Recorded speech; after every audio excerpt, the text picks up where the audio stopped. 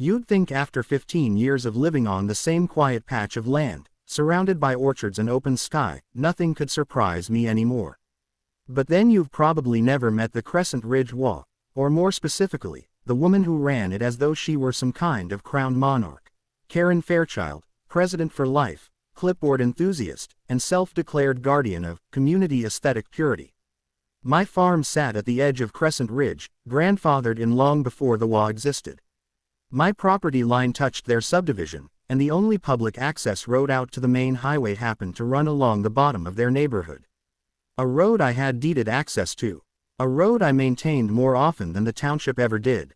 A road I depended on for everything: deliveries, equipment, feed runs, vet visits, harvest season trucks. And a road that, as of one Tuesday morning in early spring, no longer existed. Not legally, anyway. That morning, I stepped onto my porch with a coffee in hand and noticed something odd at the end of my driveway: orange barricades, a portable fence, and two bored-looking contractors drilling posts into the gravel.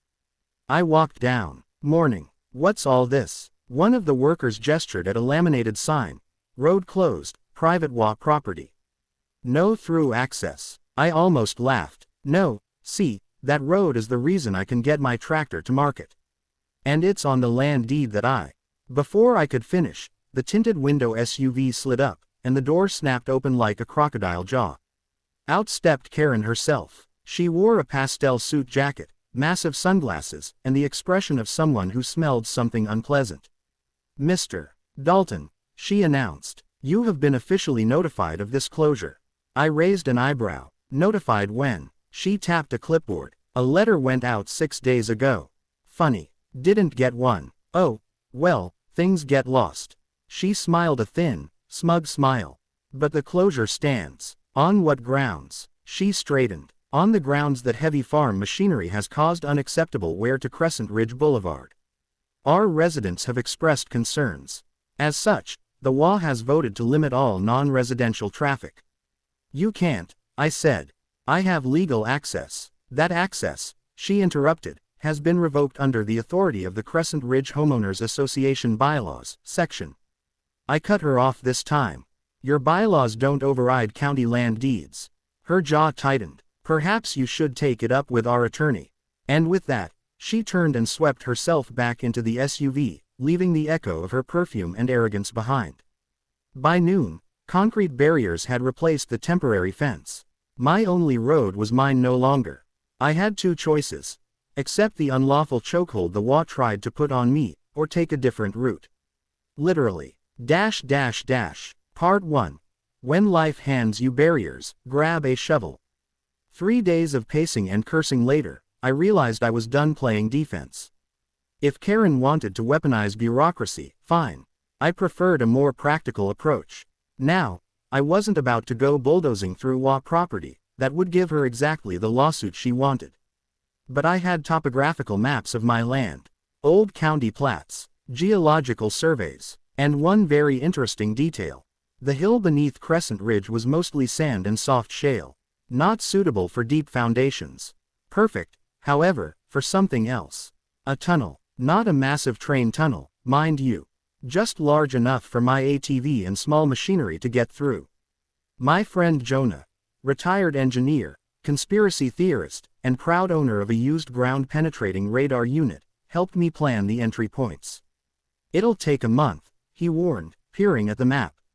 "And a whole lotta sweat. Better than giving Karen an inch." He grinned. "Then let's get digging." We worked at night, headlamps on, tools muffled with padding. We built shoring with reclaimed lumber, every section reinforced. No one in Crescent Ridge ever thought to look down. They were too busy measuring mailbox heights and policing fence colors. 2.5 weeks in, we had a tunnel wide enough for my ATV. I drove through it at dawn one morning and popped out on the old logging trail that once connected to the highway. Overgrown, sure, but serviceable. I had my access back. Quietly, legally, safely, and for a moment, that was enough. Then Karen struck again. Part 2. Karen makes a mistake. It started with a notice, this time delivered by a deputy at my doorstep. "Sorry, Dalton," he said, shifting awkwardly.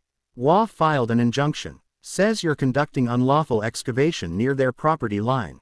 I blinked. They can't even see what I'm doing. They have drone footage. That got my attention. Drone. Over my land. Technically, they launched it from inside their subdivision. Claims they have the right to document land use violations within 500 feet of their border. Jonah, who was standing behind me, muttered, "That's not how airspace works." The deputy shrugged. "I don't write the complaints." I looked at the paper. They weren't after the tunnel specifically. They were alleging illegal construction, unpermitted excavation, and environmental disruption. Karen's signature sat proudly at the bottom. But the drone footage, that worried me. As soon as the deputy left, Jonah and I combed through the tunnel. There was nothing visible from above except a few disturbed patches of dirt from hauling supplies. "The only way they'd know what's down here," Jonah said, as if they looked inside. "Or if something of theirs is inside," I murmured. We checked every inch, and about 60 feet from the Crescent Ridge border wall, we found it. A small, boxy device wedged into the support beams. Blinking. Recording. A surveillance camera. Not just any camera. It had a property tag. A Crescent Ridge HOA asset sticker. And running into the wall next to it, electrical conduit, which made no sense, unless the HOA had installed some kind of underground system long before I dug mine. Jonah's eyes widened. "This isn't theirs," he whispered. "This was here already." That meant one thing. We hadn't uncovered HOA spying. We'd stumbled into something older, something hidden. A forgotten structure beneath Crescent Ridge. A structure the HOA was actively monitoring. We followed the conduit another 5 yards and hit a rusted metal panel buried into the shale. Faded stenciled letters read, "Property of Crestwell Development. Authorized entry only." Crestwell Development. The company that built Crescent Ridge 20 years ago. A company that had dissolved mysteriously after a federal investigation into shady land deals. A company deeply tied to the early HOA leadership. I stared at the panel, chilled. What exactly did we uncover? Jonah knelt, brushing dust away. Whatever it is, they didn't want it found. Part 3. The Hidden Room. We pried the panel loose and crawled through into a concrete chamber, maybe 12 by 12 feet, lit only by our headlamps. Dust-coated shelves lined 2 walls, filled with binders and boxes. On the far wall sat an old filing cabinet, half rusted shut. But the real surprise, a table in the center with much newer items, USB drives, folders with Crescent Ridge letterheads, and a locked metal case stamped HOA Archives. "Looks like someone's been using this," Jonah whispered. I picked up a folder labeled Property Acquisitions 2005-2010.